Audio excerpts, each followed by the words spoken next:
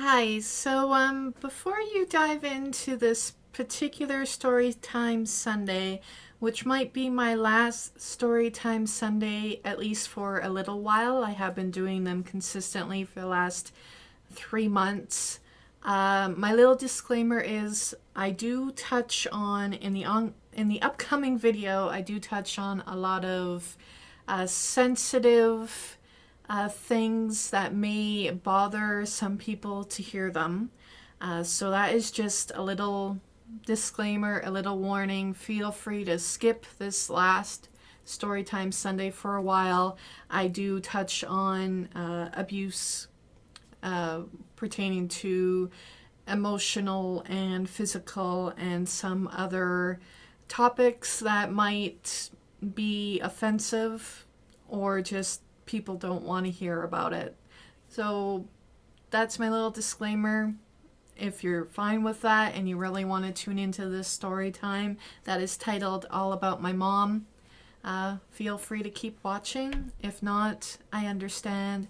And thank you so much for your continued support on my channel.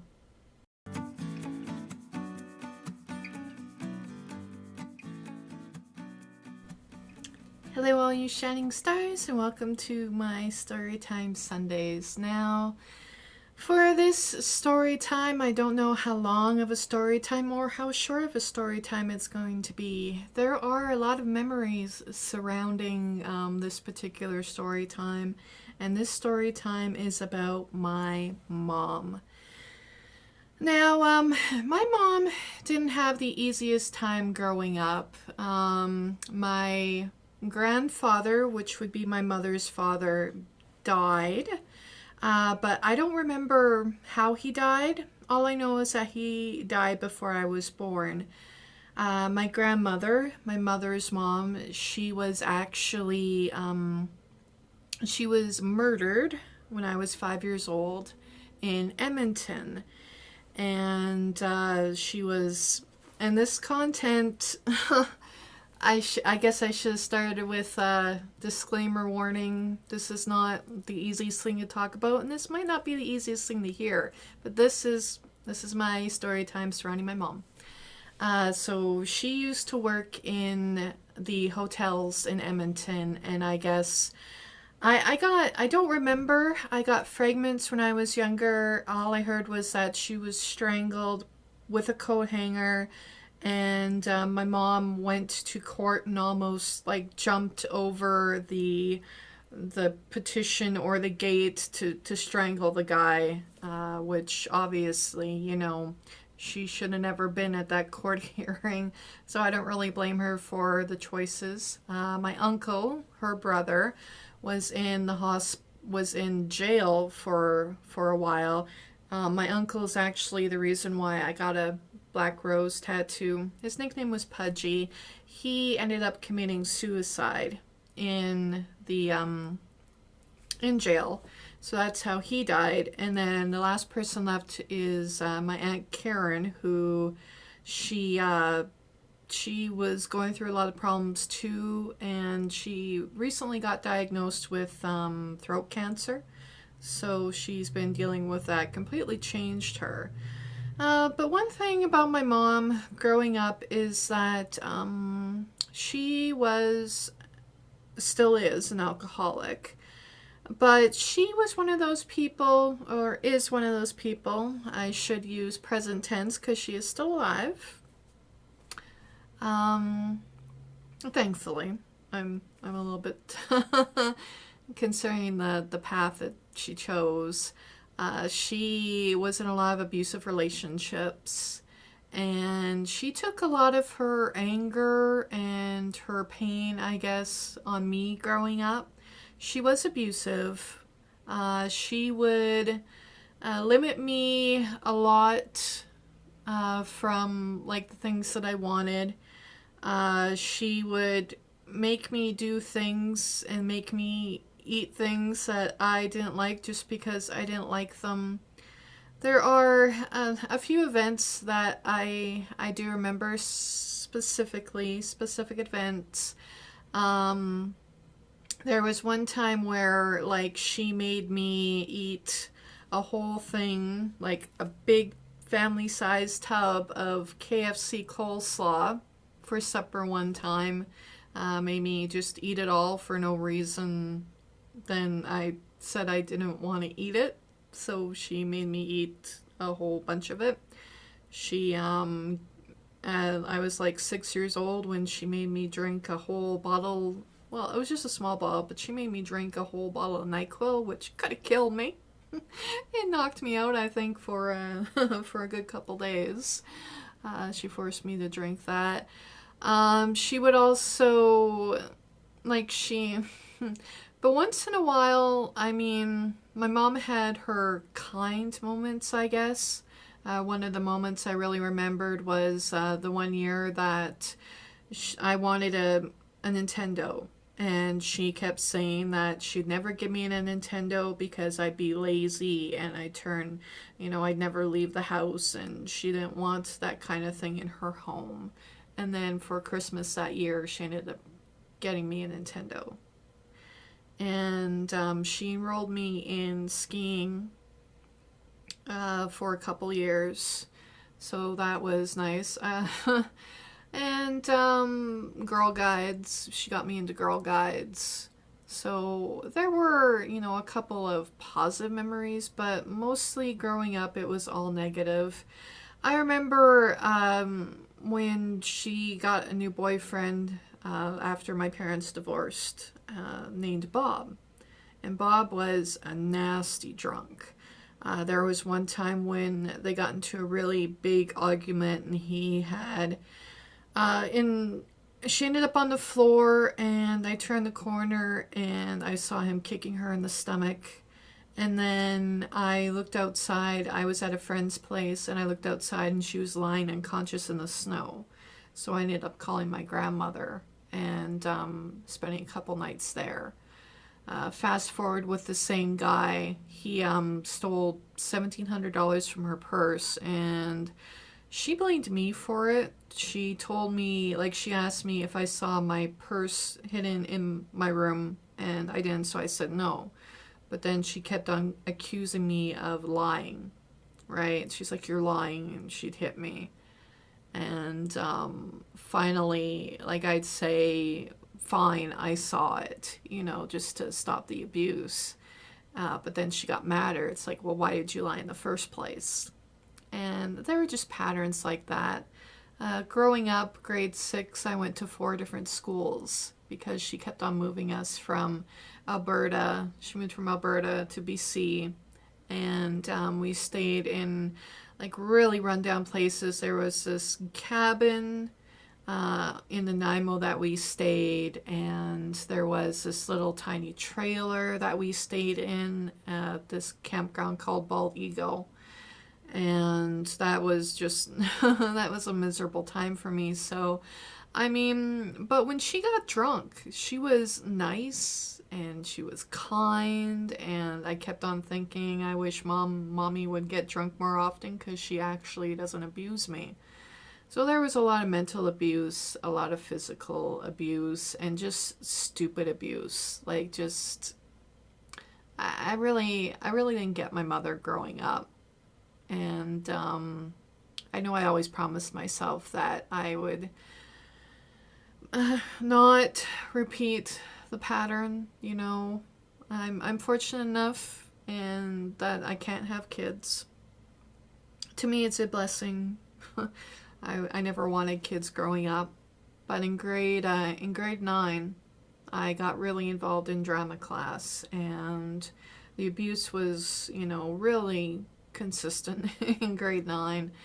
And I met this teacher who kind of took me under her wing, and she had me babysit for her kids, and we did this play, this murder mystery play, and I met another lovely couple who took me and spent a weekend with me. They took me to the mall, they fed me, and my drama teacher knew I was going through a lot of abuse.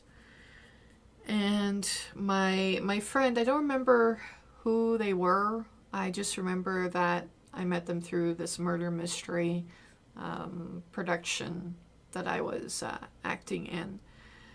they took me to the mall and they bought me a bunch of Clinique. And my mom found it. And she's like, where did you get this? And I was like, my friend bought it for me. And she got angry. And she grabbed me from my aunt's. She kicked me in the middle of the street. And she threw out all my makeup. All of the stuff that my friend had bought me. She threw it in the garbage right in front of me. Told me that I didn't deserve it. And I was like, okay, Mom. And keep in mind, I was only in grade 9, so I don't remember how old I was in grade 9. Most of my past, honestly, is a blur.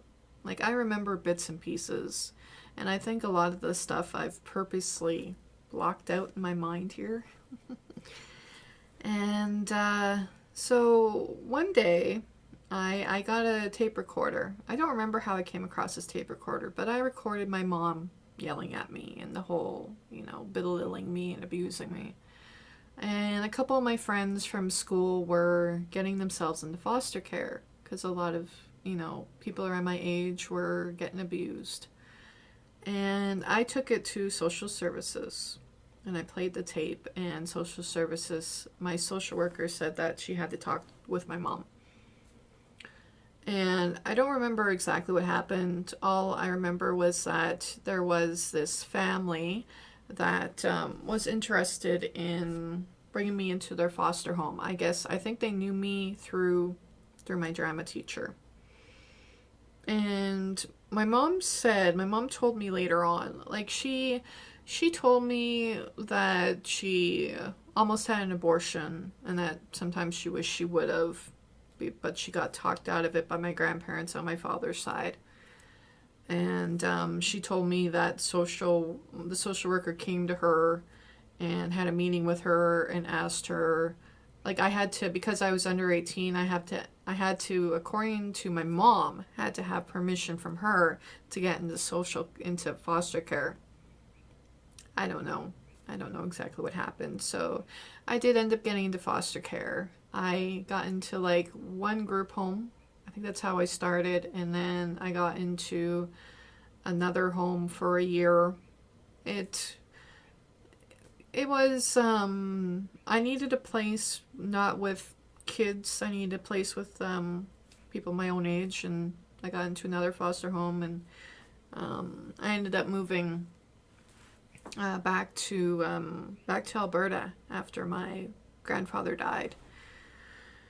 But I still, eventually met my husband, and I still, I talked to my husband about my mom, and I told him that I still wanted to visit her, I still wanted to see her, and he couldn't really understand that because my mom treated me like shit growing up. But she's still my mom, and she was the only one that ever really, compared to, at the time, my father, who kind of disowned me when I was 12, she was the only, parent I really had. So I still had a connection. I still had love for her, even though through all the abuse and through all the drugs and the alcohol and the violence, I still had a place in my heart for my mom. And we went and seen her a couple times. One time that we visited her, she was heavy into the drugs, and she ended up smoking some crack in front of us when me and my husband were visiting her. And we kind of left that the next day after that. Like, he didn't want to stick around, I didn't want to stick around. And she did come and see me. She did come to Alberta a couple times, but my mom is kind of one of those people where I can only stay maybe 1 or 2 days with her before she starts to go off the deep end, and I don't want to spend any time with her. And just a couple of years ago, I had bought her a ticket, an airplane ticket, to come see me for her birthday. And I think it was the day before, she called me and told me that she couldn't make it. And like, I had already paid for the ticket, I already made arrangements, already booked time off of work, and she didn't end up coming. So I decided to try again. And I tried again a few months later. And I kept on checking in with her. I'm like, are you okay? Are you still coming? Yep. She calls me an hour before, like I was packing up ready to meet her at the airport, and she calls me and tells me that she never got on the plane. She tells me that her appendix burst. She told me that her TV got stolen. She couldn't leave the bathroom. And it was like the second time in a row. So after that, I was just like, you know what, whatever. I didn't talk to her for a good year. And now I'm slowly starting to talk to her again. And the thing is, like, I don't know. I don't really know what to think. Like, I've been debating going on to BC again and seeing her, because I won't pay for another ticket for her to come out and see me. And every day I wait by the phone and I have that thought, is today going to be the day I get a phone call saying that mom committed suicide or got in an accident or, overdosed on drugs or got beaten up by one of her ex-boyfriends. And that's kind of where I'm sitting right now, every day just waiting for that call. And it's hard. And I never really had a good relationship with my mom. That's why I appreciate my grandmother and my aunt and my mother-in-law so much. But I still care about my mom, because she is my mom. And I know my husband can't understand it, and he probably never will. But what do you do, right? So that was my story time. My story time Sunday. That was kind of a little hard, but thanks for watching. And hopefully next story time will be a little bit of a lighter note. Hope all you shining stars have a shining star week and a shining star day. Keep on being shining stars.